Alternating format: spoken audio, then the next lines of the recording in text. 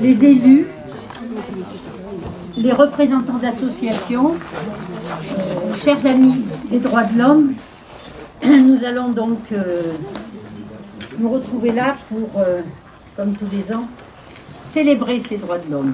Et il y en a grand besoin. Monsieur Monteil, nous avions invité bien entendu des élus. Je crois qu'il y a une grosse journée aujourd'hui. Je vais vous accueillir. Merci beaucoup, Madame la Présidente. Mesdames et Messieurs les présidents et membres d'associations, Mesdames et Messieurs, la célébration de l'anniversaire de la Déclaration universelle des droits de l'homme réunit chaque année devant cette stèle tous ceux qui œuvrent pour la défense des droits de l'homme. Monsieur le maire de Brive m'a chargé de le représenter et c'est un plaisir pour moi d'être à vos côtés ce matin. Le 10 décembre 1948, les 58 États membres qui constituent et alors l'Assemblée générale des Nations unies ont adopté la Déclaration universelle des droits de l'homme à Paris, au Palais de Chaillot, 74 ans après. Ce document fondateur continue d'être pour chacun d'entre nous une source d'inspiration pour promouvoir l'exercice universel des droits de l'homme. Ce matin, dans ce jardin, comme chaque 10 décembre depuis 1998, et votre initiative d'y dresser un monument, nous allons honorer les droits de l'homme et de la femme, mais aussi rendre hommage à tous les défenseurs de ces droits qui agissent au travers du monde et qui sont souvent persécutés.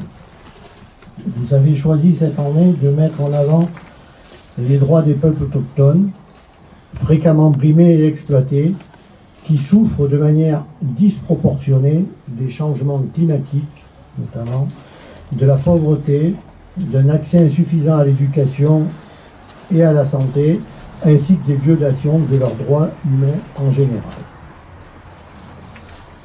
Votre combat pour les défendre mérite notre attention et je peux vous assurer de notre soutien pour les actions que vous menez en leur faveur et dont cette cérémonie est une des manifestations. Ici même, dans les jardins du musée Michelet, lieu chargé d'histoire, qui est devenu un lieu de transmission de la mémoire, le combat pour les droits de l'homme trouve un écho tout particulier. Cette maison incarne en effet la résistance de toute forme d'oppression. Edmond Michelet fut l'un des premiers résistants à lancer dès juin 1940 un appel à l'ensemble de la population contre la barbarie nazie. Avec Marie Michelet, son épouse, il nous a transmis un message intemporel de résistance face à tous les totalitarismes, mais aussi un message de tolérance. Désormais musée et centre d'études, ce lieu est aussi un lieu de connaissance et de culture. Il propose des expositions temporaires et des conférences sur des thématiques liées à la Seconde Guerre mondiale et des sujets d'actualité pour créer un échange permanent d'idées avec le public et ouvrir cet établissement au plus grand nombre. Je vous invite à ce titre à découvrir la nouvelle exposition temporaire qui nous présente depuis le 22 novembre le parcours artistique d'Adolfo Kaminski, photographe qui a mis son talent de faussaire au service des droits de l'homme. Je vous remercie toutes et tous chaleureusement pour votre présence ce matin et pour votre engagement au quotidien et je vous laisse la parole.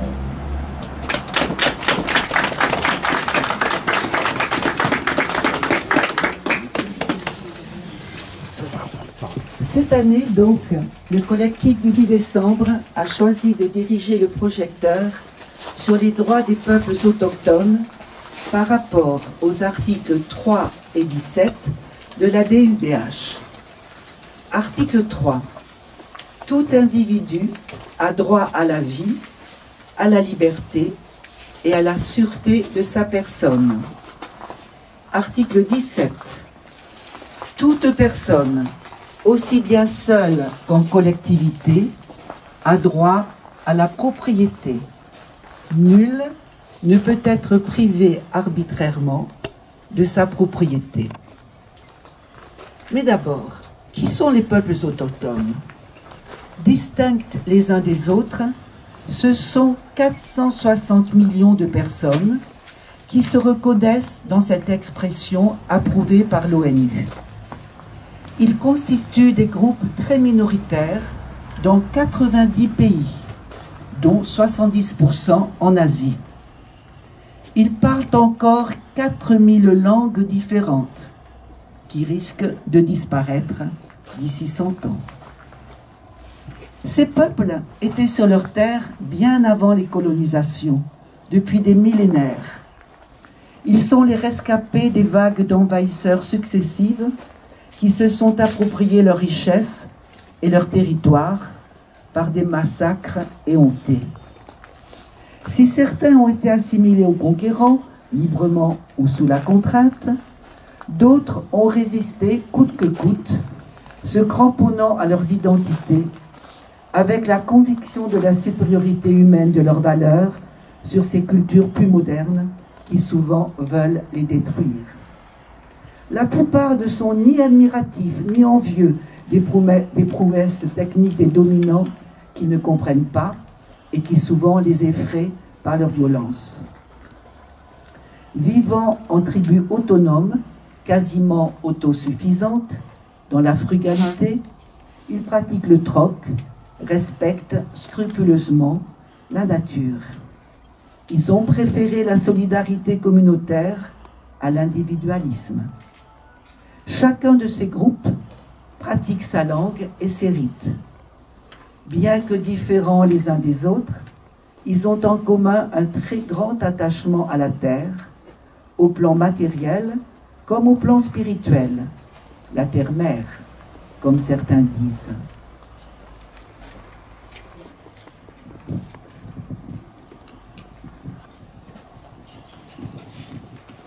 Même si les colonisations classiques ont en apparence cessé, même si ces ethnies vivent de plus en plus dans des lieux reculés, parfois inhospitaliers, forêts denses, hautes montagnes, régions arctiques, ces territoires, qui sont les leurs depuis des temps immémoriaux, attisent les convoitises des grandes entreprises forestières, minières, pratiquant l'agriculture et l'élevage intensif, voire un type de tourisme non ethnique. Et peu importe les articles 3 et 17 et quelques autres. Ainsi, les peuples autochtones sont menacés par la déforestation, l'accaparement de leurs terres, l'extractivisme, l'esclavage et la violence génocidaire à mesure que leurs territoires sont volés pour générer des profits.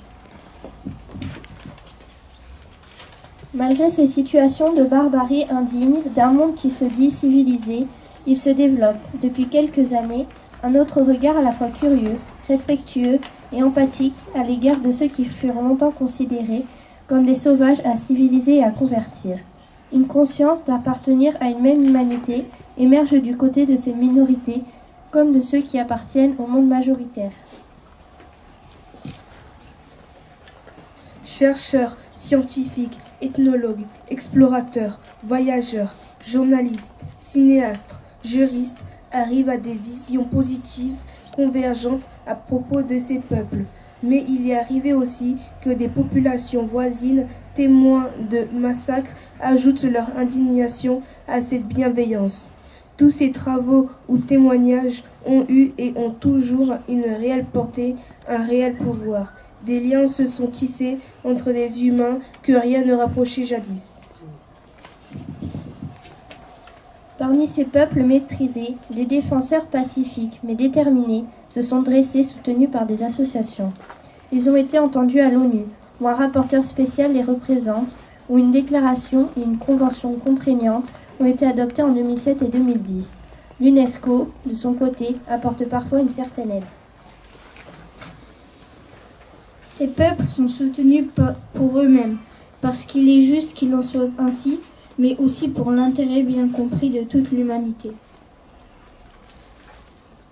Il ne s'agit pas de rétablir le mythe du bon sauvage cher à Jean-Jacques Rousseau, mais les plus hautes instances scientifiques s'accordent sur le fait que ces peuples ont, au cours des générations, développé de riches ensembles de connaissances sur le monde naturel, la santé, les technologies et techniques, les rituels et autres expressions culturelles qui sont un patrimoine de l'humanité. Lutter avec ces minorités pour préserver leur vie et leur territoire. C'est aussi lutter pour préserver la biodiversité, l'Amazonie et autres grandes forêts qui sont les poumons de la planète. Plus que jamais, l'interdépendance entre tous les humains, entre ceux-ci et la planète, entre ceux-ci, les plantes et les animaux deviennent une évidence éclatante. Nous espérons autour de ce 10 décembre 2022 avoir apporté notre contribution, même infime, pour que la dignité des peuples autochtones soit enfin reconnue et tous leurs droits soient respectés. Nous allons vous proposer maintenant quelques exemples de la violation des droits de ces peuples autochtones. Les peuples aborigènes d'Australie. Quand les premiers colons anglais débarquent en Australie en 1788, ils la déclarent terra nullius, c'est-à-dire terre n'appartenant à personne. On estime pourtant qu'environ 600 tribus, parlant presque autant de langues différentes, vivaient sur le continent. Et ce n'est qu'en 1992 qu'une loi reconnaît enfin leurs droits fonciers en tant qu'aborigènes autochtones.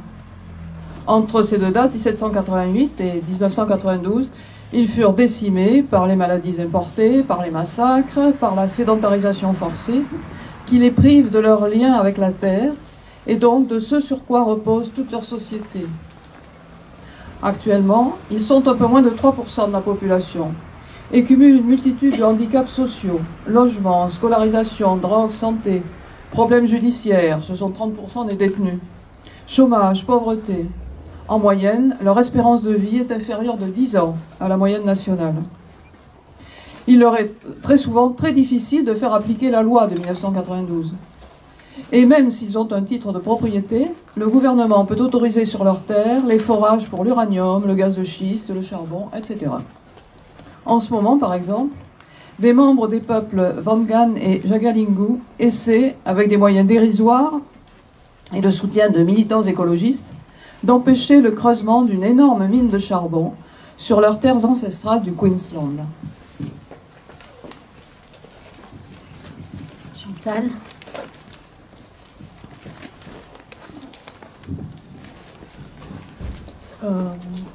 Mon exemple est un témoignage en fait. Donc un peuple autochtone à Taïwan qui s'appelle les Amis. Taïwan, ça a été colonisé par la Chine, le Japon fortement, rebelote la Chine. Et ces personnes, je les ai rencontrées au bout de chemins en terre, au milieu des montagnes, qui sont très très très raides dans ces pays. Donc voilà, ils se sont réfugiés là. Ce que je voulais vous témoigner, c'était de leur beauté. J'ai été extrêmement marquée quand je les ai rencontrés, il y avait une réunion, par les uns et les autres arrivés, et ils étaient tous plus beaux les uns que les autres. Je ne suis pas sensible à l'esthétique habituellement, et là ça m'a marqué à vie. Je voulais le dire parce que c'est vraiment peut-être la relation avec cette nature et cette pauvreté, de matériel, hein, pas spirituel bien sûr, qui produit peut-être cette beauté sur leur visage qui vient du cœur. C'est un peuple qui est en lien, si vous voulez, qui va ressembler au peuple des îles Marquises. C'est pas du tout asiatique comme on l'imagine. Voilà, ce sont des personnes qui sont très attachés à la propriété, tellement que ancestralement ils enterraient leur borne à 1 mètre sous terre. Comme ça, on ne pouvait pas leur piquer. Et eux, ils la retrouvaient pour justifier de leur propriété. Et donc, petit à petit, ils s'intègrent à la société, mais en restant dans leur montagne. Et récemment, un des leurs est devenu évêque de la région. Voilà mon témoignage.